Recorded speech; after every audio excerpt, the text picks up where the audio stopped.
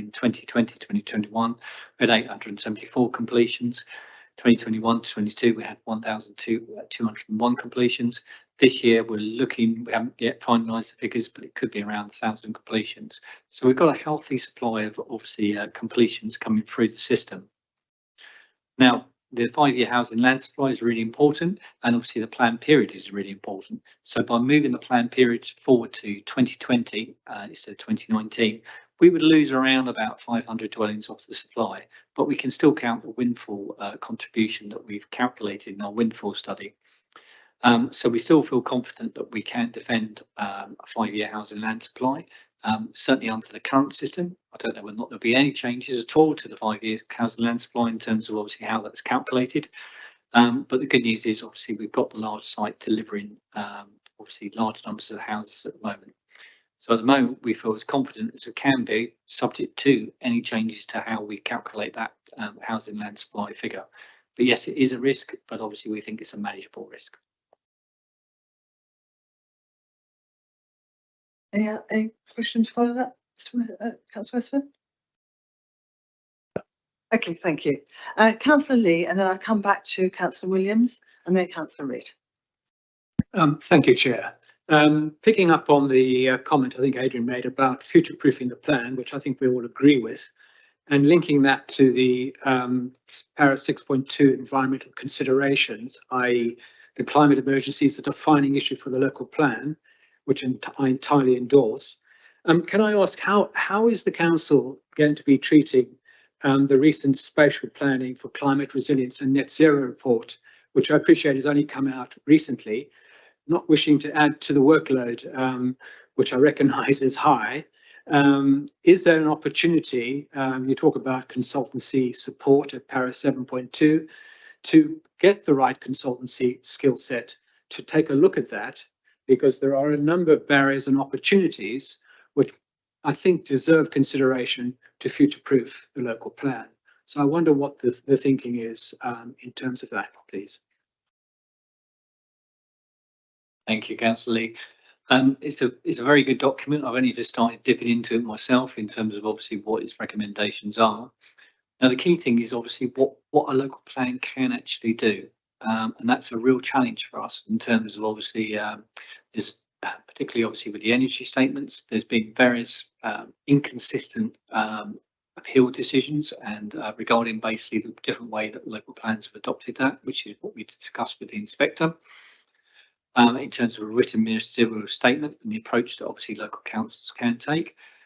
With, for example, embedded carbon, again, what can a local plan actually do? Again, obviously, there's been different mixed messages out there. I am keen, it's one area that I am very passionate about in terms of obviously carbon neutrality, about pushing the local plan as far as I can go, but safely as I can go.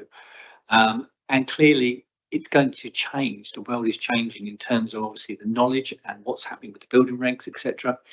And I think it's basically how far can we safely go in this local plan and what can we do in the next local plan? Because it won't be the end of the story. It's very much the beginning that we are trying to basically push forward the agenda on the climate emergency as far as we can, as safely as we can. But obviously, like I say, we need to obviously take into account best practice and more importantly, what the government is going to allow us to actually do to obviously have a sound local plan. So it's an area that I'm really passionate about, and that's why we've got a topic on that particular area.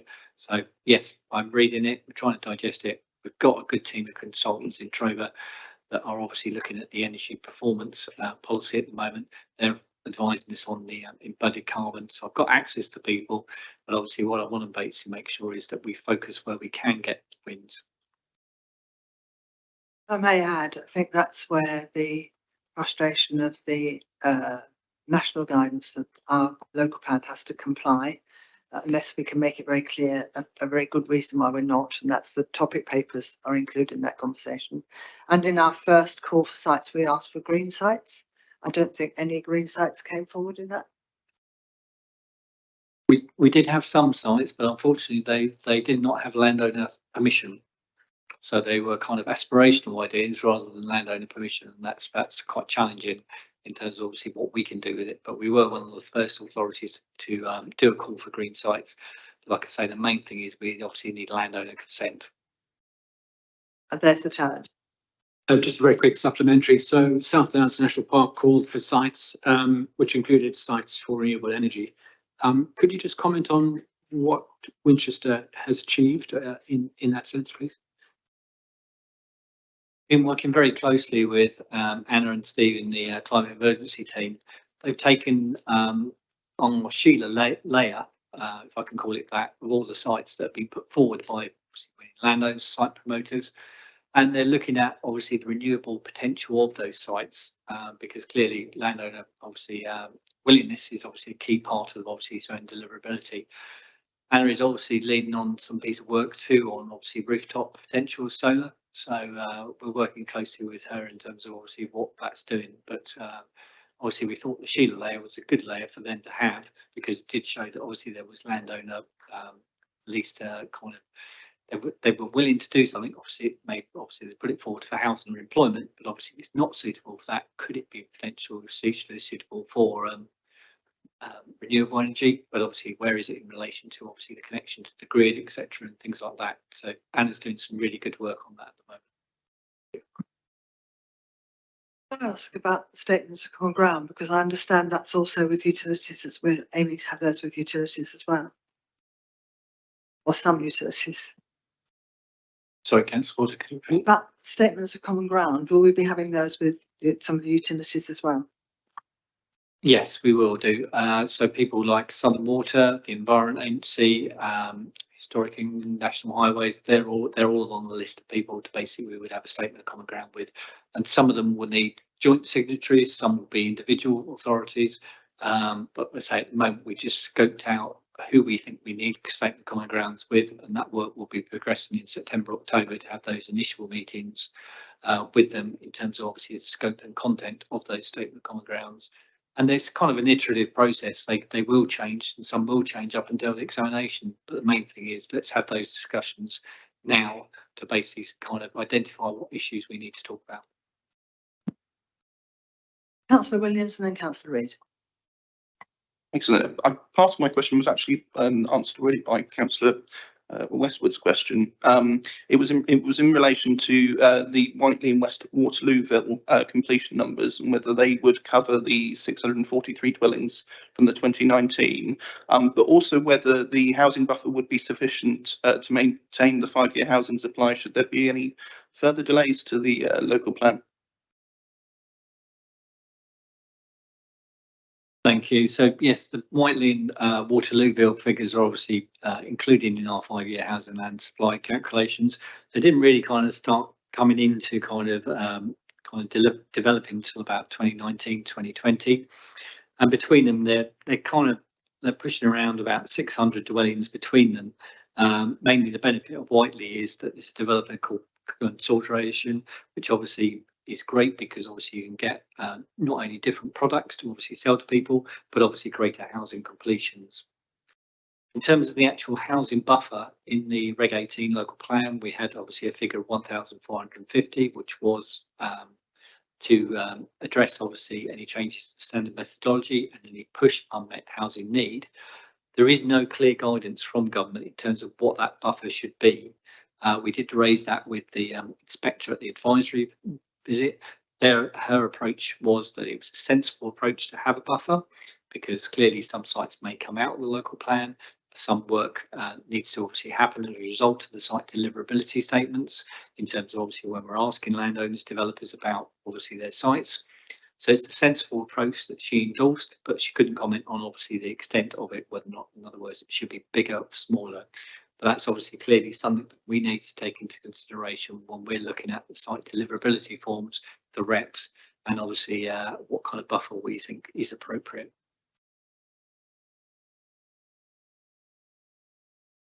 Thank you, Chair. I've got a number of things, if I may. I must apologise, my hearing is not what it's supposed to be. Looking at the land usage that has been published thus far in Reg 18, obviously there is one major factor for many areas within the district and that of gypsies and travellers, which has still not been revealed. This we know will cause some concerns to local residents, wherever those sites may be, in Barnet or elsewhere. So I'm rather concerned that this element has been left quite late. The additional numbers to the MDA, which has just been spoken about, how will this affect the master plans which have already been agreed by this council, and in the case of the West of Waterlooville, by 2 district councils? Will this have an adverse effect? Something I'd like to know a little bit more about. Changing the end date of the plan, can there be a legal challenge from anyone on that element? And finally, we spoke of windfall sites, and this is something that is obviously fairly dear to my heart, because windfall sites are, as it quite says, additional numbers that come into the game. Are these numbers can be taken into account? But I trust that it will be done in a way that we are not going to renege on them some years down the road, which is what is actually happening at the moment. Councillor Reid, I understand what you're probably alluding to, but I'm going to leave those questions to Mr. Fox. So the first one was about gypsy and travellers. Second one was about the numbers in the MDA, how will they affect the master plan of West of Waterlooville, the relevance of changing end date of the plan, and the conversation about windfall sites. Thank you, Councillor Reid. In terms of gypsy and travellers, you'll be aware that we've completed a gypsy and traveller accommodation needs assessment, and obviously we've done some work looking at obviously which sites could potentially be expanded to accommodate some more needs. We also did a call for sites for gypsy and traveller sites, but regrettably, obviously, I think we had 1 site come forward, and that was it. It is a challenging issue, particularly on the southern part of the district. I appreciate that. Some local authorities, we discussed this with the inspector, have obviously included a provision for gypsy and travellers within their allocated sites. Now, obviously, our largest allocated site is the John Moore Barracks, but obviously most of the need is in the southern parishes. The inspector's suggestion was that we should basically make sure that we engage with our neighbours regarding the gypsy and traveller need, and that's what we're intending to do in terms of obviously whether or not that need could be accommodated elsewhere, because clearly at the moment we are struggling to find sites that are suitable for gypsy and travellers. So it is a key issue that we are alive to, and obviously the change with the recent case law regarding the definition of gypsy and travellers obviously has implications as well. And obviously we need to unpick kind of those numbers to make sure that those people that are basically in that accommodation needs assessment are actually gypsies and travellers, because there are regrettably some people that are not gypsy and travellers and are using caravans for obviously cheaper housing. So we need to unpick that kind of figure a lot more. So that is a key work stream that we need to look at. In terms of obviously the additional numbers in terms of the master plans, I think you're alluding to the fact that obviously we've got a master plan agreed for obviously those large sites, and the Reg 18 local plan includes obviously some additional land. Developers obviously that are obviously promoting those have been contacted, and obviously we need to think about obviously how they integrate with those master plans. But obviously no doubt they commented at the Reg 18 stage in terms of obviously how they're going to do that.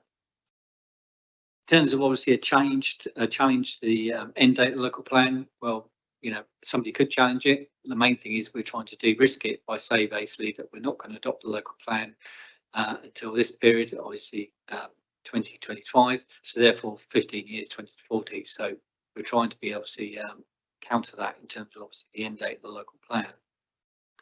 In terms of windfall sites, clearly obviously within each settlement in the Reg 18 local plan, there was obviously an allowance for windfall in the various settlements. And obviously the windfall allowance is documented in a separate windfall paper, but obviously that is separate to the allocations. because we need both in terms of obviously meeting the housing requirements that are set out by government. Can I just come back on my, Yes, and And then so I may thank- like to make a what I comment. should have started off by saying thank you, Adrian, to you and your team for the work that you are doing. Planning is a situation where the guidelines are moving left, right and centre and have been for many years. This is the fourth local plan that I've been associated with, and it is probably the most interesting one in the sense that we have a lot of secret squirrels around. It's not as open as it used to be to talk about, but I look forward to discussing it in full council eventually. Thank you. I'd just also like to say that this plan differs from the last in the sense that we were always very conscious of windfall sites and how many houses that contributed to the housing right across the whole district. And so Adrian did a very good job, Mr. Fox did a very good job of writing a paper to justify including windfalls in our figures, which we hadn't done before. But they are relevant. Those windfalls are relevant for the years of the plan. I think that's important to remember. And the second point I was going to make is that I think there's a stronger possibility of a challenge if we don't do the work that's being asked for and we've already identified. The principle of moving the date is because we know that that work needs to be done in the light of all these different challenges that we've had in terms of planning. It's really important when we've looked at the alternatives and the options considered, actually just going ahead and putting that application in as a Reg 19 was completely discounted because it would not be an appropriate thing to do. It is much better to have the absolutely solid evidence to go forward before making an application for a Reg 19 plan. So I just want to say that. Chair, thank you. As you are aware, and I know Adrian's aware, when the timeline was first announced, I think I was the only one that voiced a concern at the tightness of that timeline. Sadly, it looks like, in a sense, I was right. And I noticed the County Council's Reg 18 plan for minerals and waste is also delayed in the same way. So I think it's we are not alone, but many councils have chosen to delay their and postpone and stop their work. And we cannot do that. We do need this for the certainty of our residents and of our sites. So thank you for your comment. Councillor Lamey.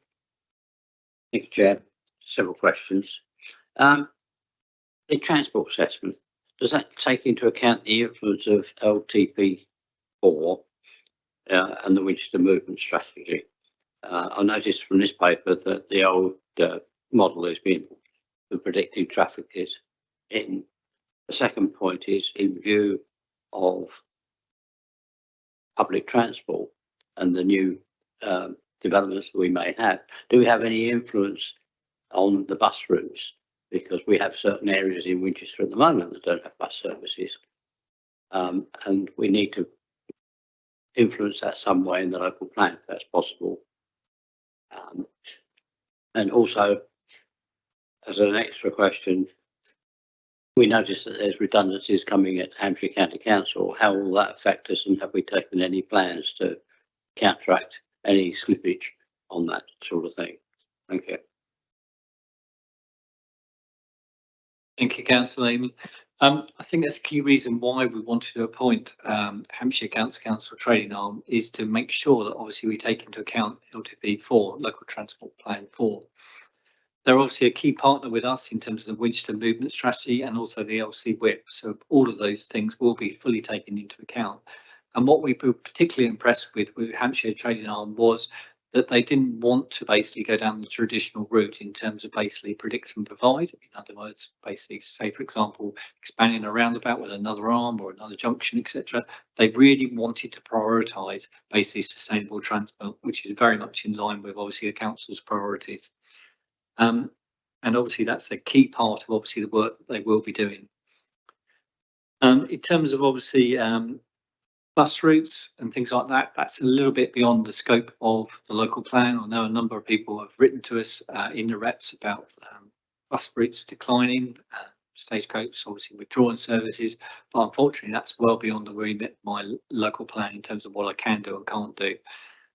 So regrettably, that's down to discussions obviously with Stagecoach. But obviously, it does come back to the same issue with obviously retail, where obviously if you are planning obviously new development, it does become more viable when obviously you've got more communities in that area. Just the same way that retail, obviously a retail site promoter is going to look at a town or city if they're planning growth and obviously expansion.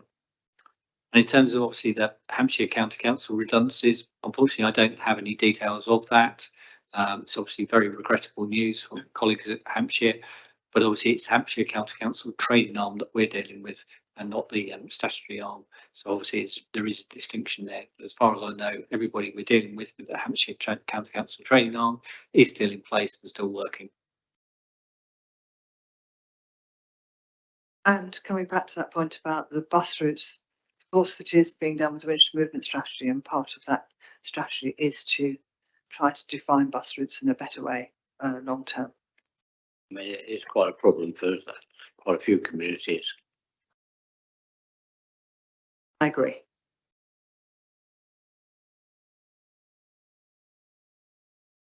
Councillor Reid, another question. Sorry, Chair. Your place, your plan, Winchester District Authorities monitoring report, last published on the 31st of March, or up to the 31st of March 22. Will the new copy be available in a very short space of time? Because obviously what has happened over the last 2 or 3 years will have an adverse effect, or an effect definitely on this particular monitoring. It refers to a lot of things that are now a little bit suspect. We might consider a little bit suspect. So basically, when is it next going to be published? Because it does fall in line with this local plan. I receive the updates on a regular basis. Mrs. A, did you want to comment, or Mr. Fox? Thank you. The AMR is always published in December time. The AMR covers a wide range of issues such as housing, employment, land, plus a number of other obviously monitoring indicators. Some of that monitoring data is not available till kind of late autumn time, so that's why it's published in December. So it will be published again in December, and obviously it covers the period, as I mentioned, obviously 31st of March to the 1st of April. The housing completion data, we've just got an early draft of that, but like I say, that's still saying that we're in an extremely healthy position in terms of obviously the completions of that housing completions.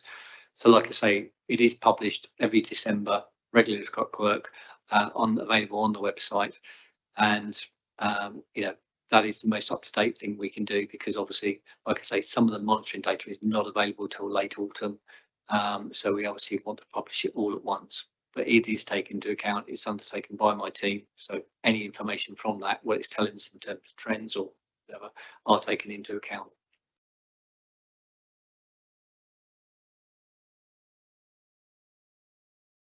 That's horrible. Thank you, Chair. Could I just seek some clarification, please? The report talks about the buffer housing numbers that you've already mentioned, Adrian, the 1450.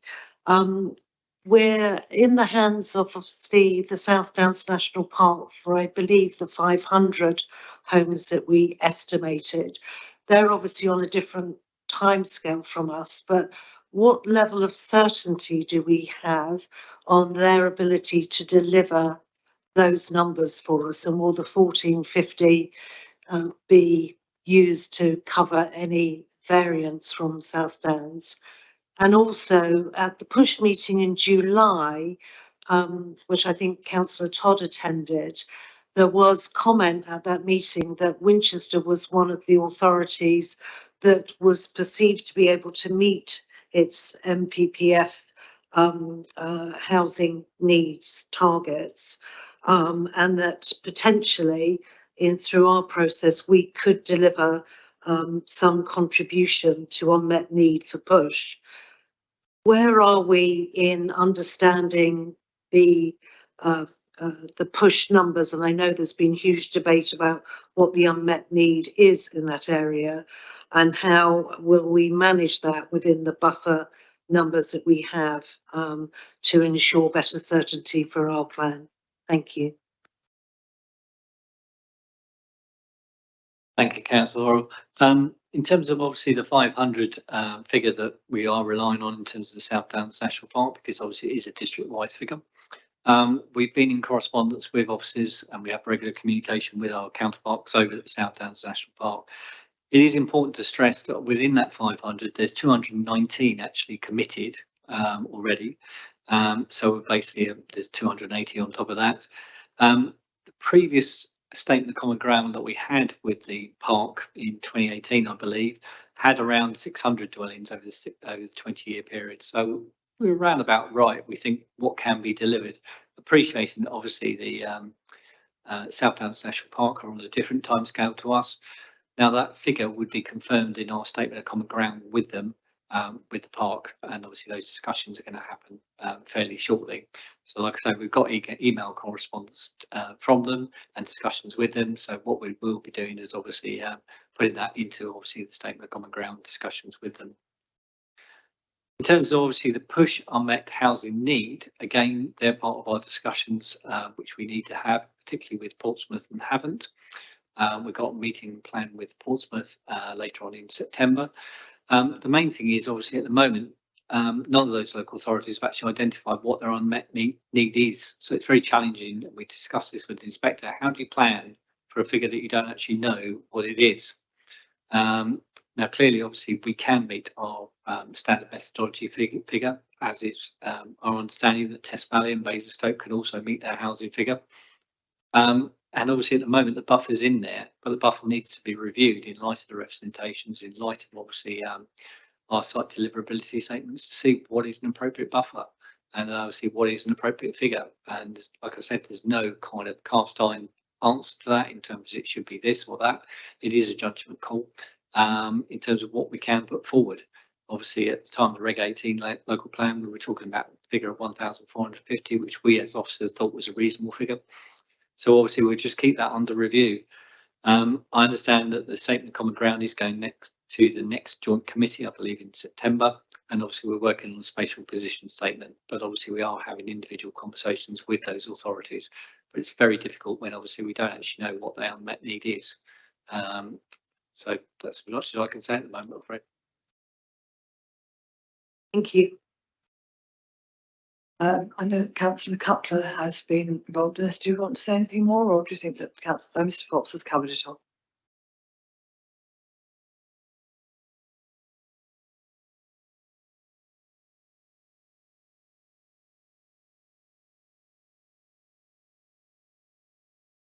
Councillor Todd attended the last joint committee, but I spoke to him about it. I've looked at the minutes, and the statement of common ground was deferred from that paper. I think Push is suffering from the same problems as we are in terms of government continually moving, well, appearing to move the goalposts. You know, the strategy of floating ideas, consulting, and then never actually taking any decisions, which is causing such huge confusion in planning across, you know, across the country.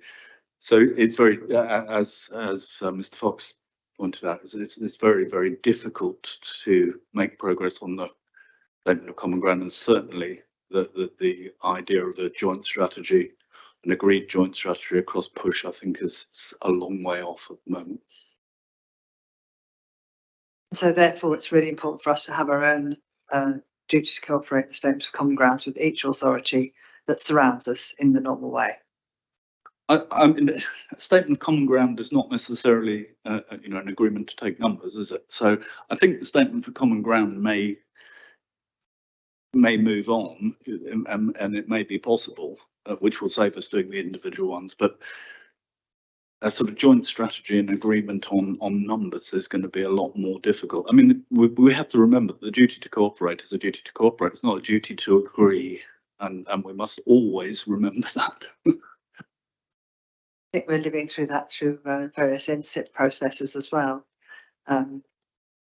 It's actually a statement of what you do agree on, but also a statement of what you don't agree on. Very much so. Thank you.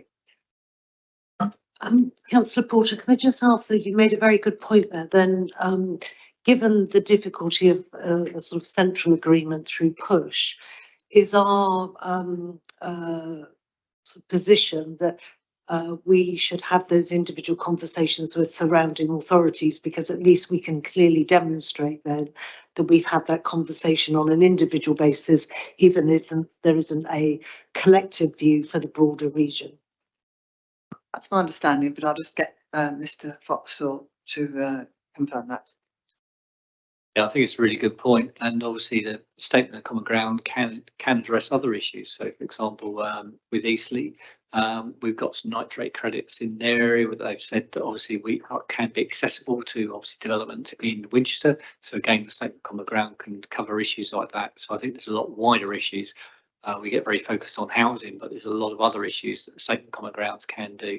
So like I say, we've got a list of authorities, we've got an initial list of ideas about what could be in the statement of common ground, and those discussions will be commencing in September time with those authorities. But I think it's the safest approach that we can have. Thank you. Thank you to Councillor Cutler as well. And just to say, even in the press in the last 2 or 3 weeks, on the 23rd of July, there was a piece in the press in the Times actually saying that the Prime Minister was considering abandoning the phosphate issue. And then even yesterday, the House Builders Federation were stating that actually why should they be picking up the bill for the agriculture. So we know that so many of these things are up in the air at the moment that nobody quite knows what that's about. Councillor Lee. You're clearly reading my mind. I was going to ask the question about this Winchester wastewater treatment upgrade.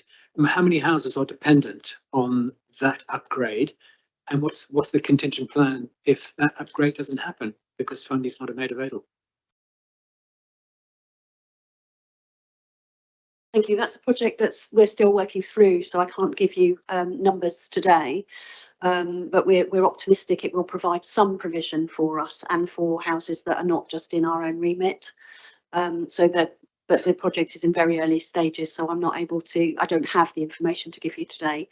But we continue to work very closely with Push, who are leading on solutions for us. We have bids in with the Department of Housing and Local Levelling Up, sorry, I've got that the wrong way around. For a couple of potential projects, and we're keeping all of our doors open so we can find the solution as quickly as possible. But we also think it's the right thing to do. No, I agree, but it could pose some major problems down the line if this doesn't come to fruition. Yeah, okay, early days. I think it is the right thing to do. Thank you. No? Okay, on to debate then. Does anybody want to make the first move on the debate? Councillor Thompson. I'll pick Councillor Thompson first, so I'll come to you. Thank you, Chair. Yeah, just really a few comments. I think we've had a really good discussion this morning regarding our local plan and the development of it. And I think we've been really clear that we've heard today that there is absolutely no risk to our 5-year land supply, both in terms of housing numbers and land for employment. And I believe that certainly doesn't leave us in a dangerous position, which some have suggested. I think we've also heard that the government is really in free fall at the moment, and they have been for a number of months now. To my knowledge, there have been 6 government consultations around planning. None of the results have been available on those. So nobody really knows where those consultations stand and whether there's going to be any alterations to the planning rules that we are all sort of abiding by now. I think it's also really clear to point out that we want to make sure that when we do present the Reg 19, that we are going forward with a really sound local plan. We have that really backed up by good knowledge and good what's the word, advice. And of course we did take the advice of the planning advisory pins that said we need to produce a number of other subject topic papers, and having taken that advice, I think it would have been absolutely foolish on us if we then said we weren't going to go forward with that. So yes, we want to ensure that our local plan is sound going forward. We also want to ensure that it is future proofed, and that's why we are going above and beyond in terms of looking after our environment in the standards that we are suggesting for our local plan. And we want to get this local plan adopted as soon as possible, because then we can start adopting those increased environmental standards that we all want to see. So I'm really happy to support the recommendations before us. I think it's been an incredibly difficult time for the officers, having to try and muddle through with all these various announcements coming out from government that clearly don't know what they're talking about from one day to another. And I think the best thing we can do is we have to have a published plan for when we want our local plan to be adopted by, and that's what we're doing today, and I'm really happy to support the recommendations before us. Thank you. Thank you, Councillor Thompson. Councillor Williams. Thank you, Chair. No, many points have already been raised, obviously, by Councillor Thompson. No, that's right. But I just wanted to sort of, further sort of reassure, many other neighbouring authorities have cancelled their local plans, as mentioned earlier in the questioning stage. I think it's right that we take the time to listen. All our residents have put forward to these responses, and that we take the time to fully read through and consider their suggestions. I'm also reassured in regards to the 5-year housing supply and the responses from Mr. Fox in regards to that. So I support the Cabinet members and officers in their revised timetable as proposed. Thank you. Any other comments? Councillor Lamy. Thank you, Chair. I would like to reiterate, I think, what Councillor Thompson said.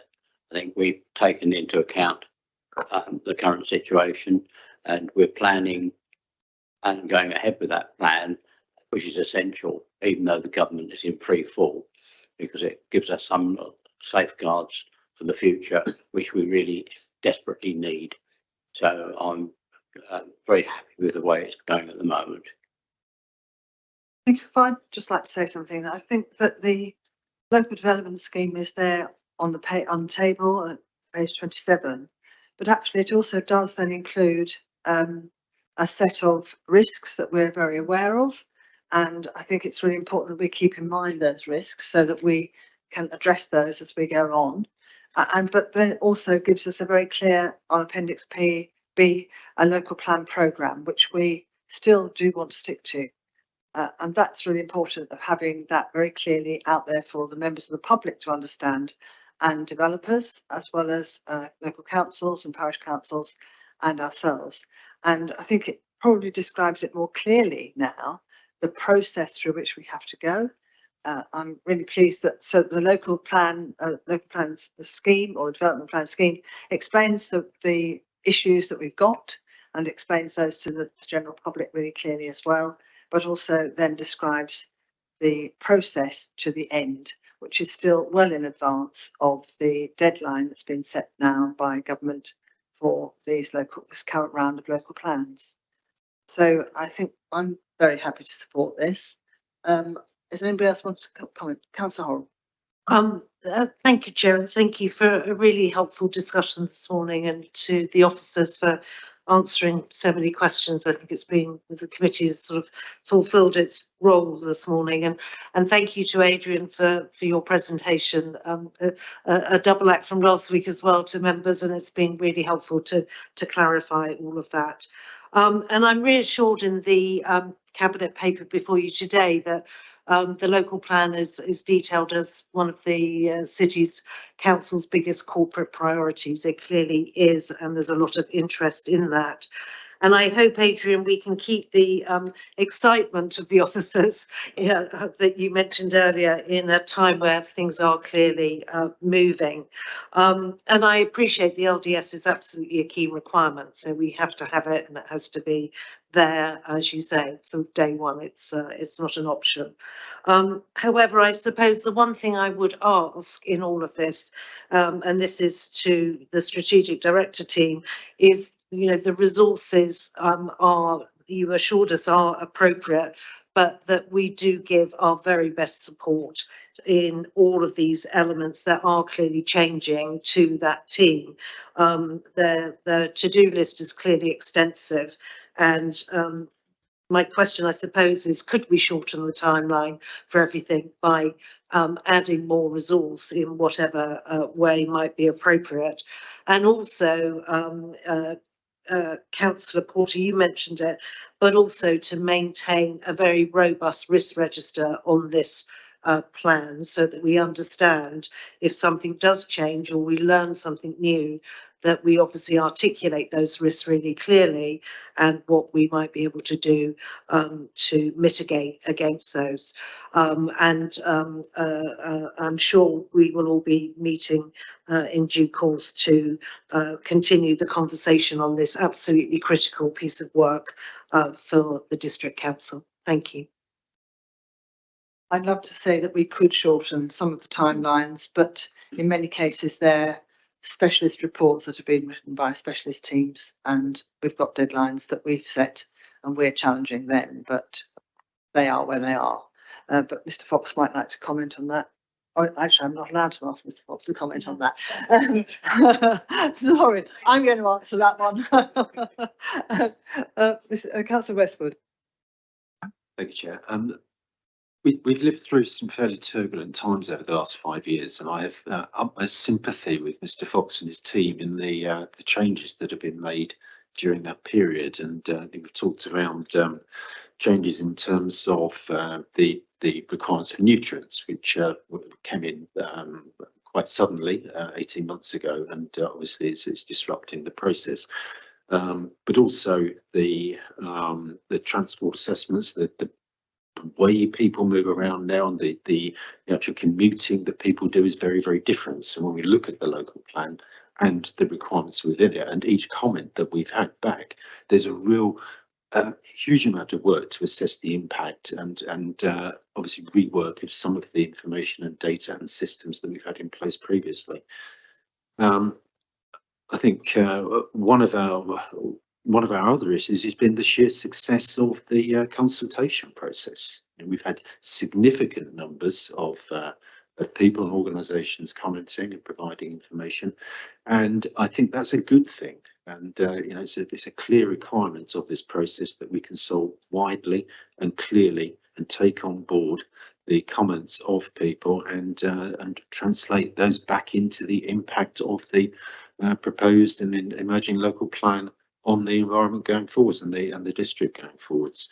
I agree with my colleague Councillor Thompson in terms of the 5-year land supply, and clearly moving the dates has an impact on that. And I'm happy that Mr. Fox and his team have a clear understanding and handle on the impact on moving that date.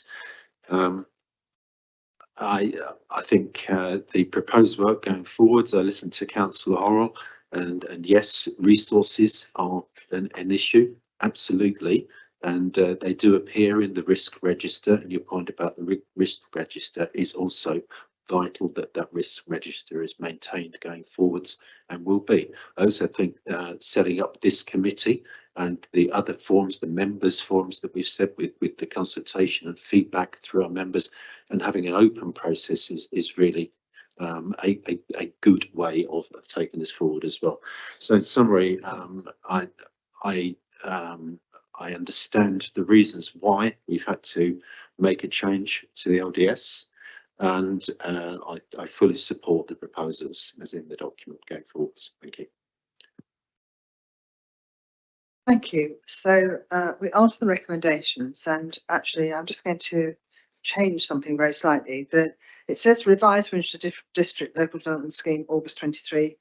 I set out in Appendix 2 in this report be approved and brought into immediate effect, and it should have said and including Appendix A and B. So it's from page 27 to 40, including Appendix A and B, which are noted in the report. And then, so therefore 3 is now 2, and that authority is delegated to the Strategic Planning Manager in consultation with the Cabinet Member for Place and Local Plan to undertake minor updating and drafting of any amendments required prior to publication. So I'm recommending, and I'm very happy to agree that the revised District Local Development